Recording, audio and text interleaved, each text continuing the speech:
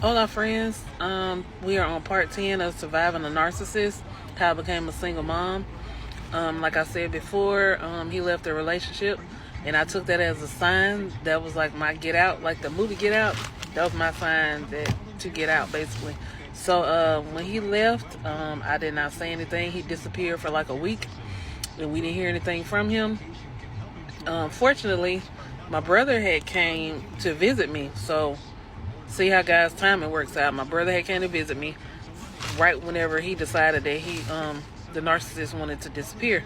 So when he disappeared, not only did he leave me, he left my two boys, his two sons as well.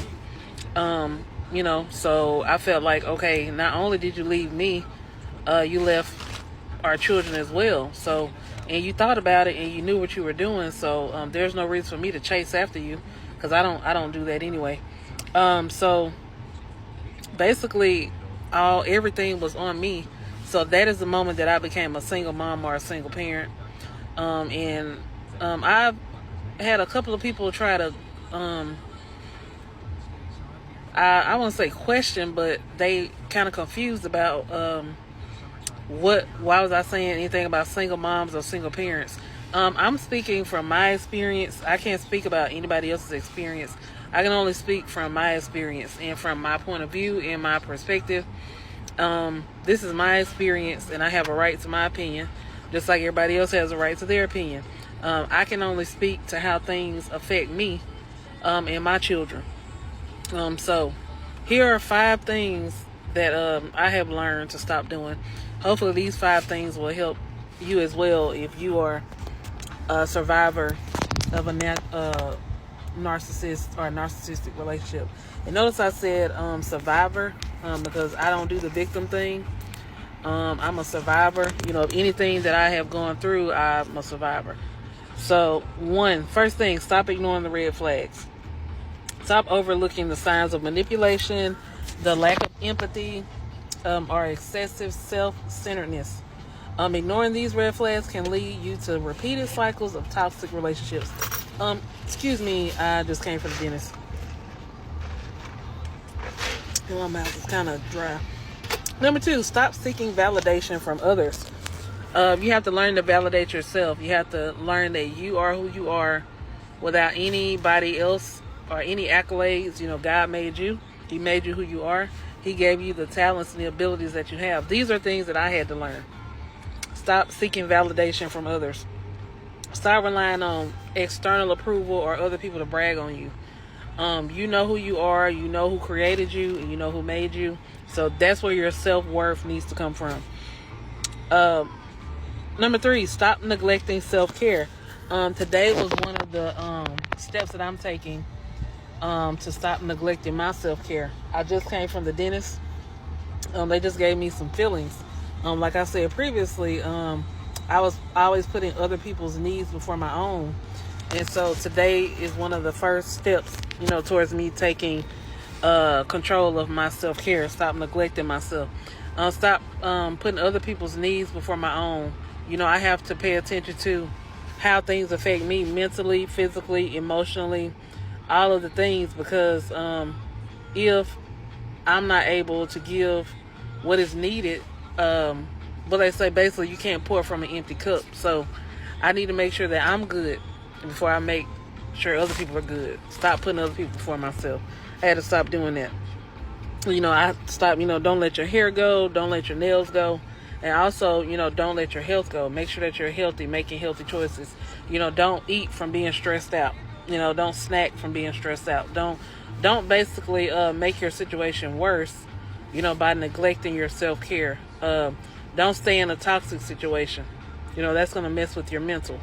Don't do things, don't abuse yourself, basically. You're already being abused by other people, so don't abuse yourself. Neglecting your self-care is a form of abusing yourself. And it's not going to make you feel any better. So if that person is already making you feel bad, neglecting your self-care is not going to make you feel any better. All right, next, stop justifying their behavior. Stop making excuses for them. It is what it is. Stop making excuses.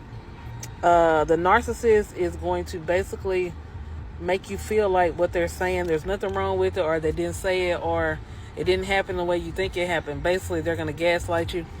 So stop trying to rationalize what they're saying and doing. Stop trying to make sense of it. Stop trying to make it make sense, because it's not going to make sense. Like I keep using the example about the sky, because we literally had a discussion about that several times when it comes to the weather, like what the weather was doing or what it wasn't doing. And I'm like, that is an obvious conversation to have with a person. If you're looking at the weather and the weatherman says, oh, it's going to rain today, and then you got a person sitting right beside you saying, oh no, it's not going to rain. A narcissist they will literally try to debate with you about any and every little thing, even things about you. They will try to tell you how you feel, and they're not you, but they'll try to tell you how you feel about certain things. So stop justifying their behavior. Stop trying to make it make sense, because it's not. It only makes sense to them. It's not gonna make sense to anybody else but them. So don't drive yourself crazy or stress yourself out trying to make it make sense. Acknowledge the reality of their actions and hold them accountable. They hate accountability, so make sure you make them be accountable.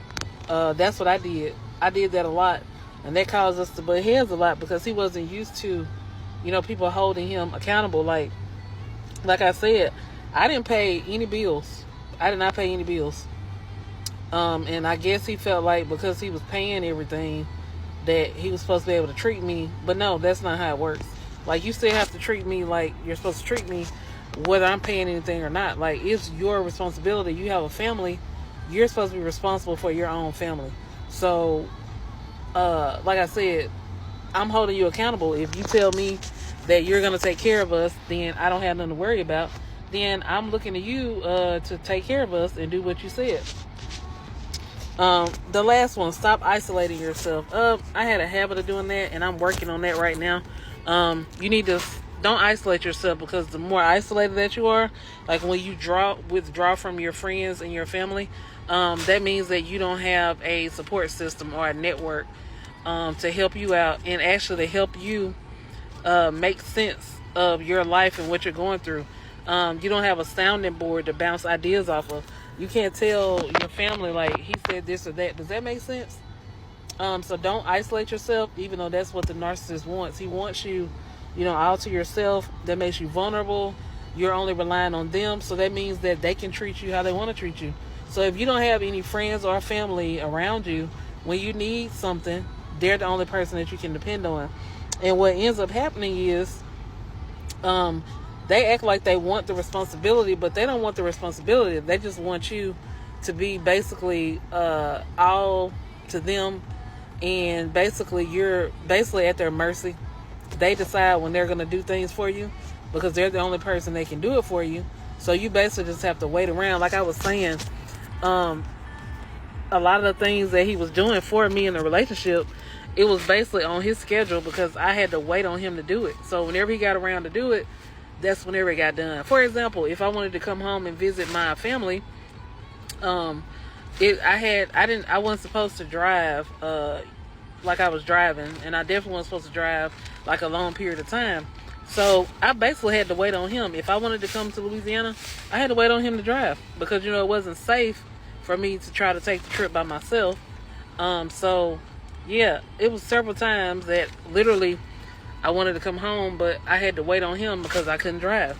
So, don't isolate yourself. That's not a safe situation to be in. That's part of the reason why I had to basically get away from that area, because I didn't feel safe anymore. So I wanted to wrap this up today.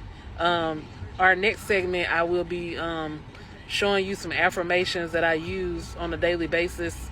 I'm also going to have some cooking segments too. And I'm also going to have some guests as well coming up in the next episodes. Thank you for listening. This is not everything that happened, but I just wanted to get this out here, that if you are in a narcissist relationship, you can survive it. You don't have to stay in it. You can get out. And if that person leaves, let them leave. You can do better, or you can do bad all by yourself. Thank you for listening, and until next time.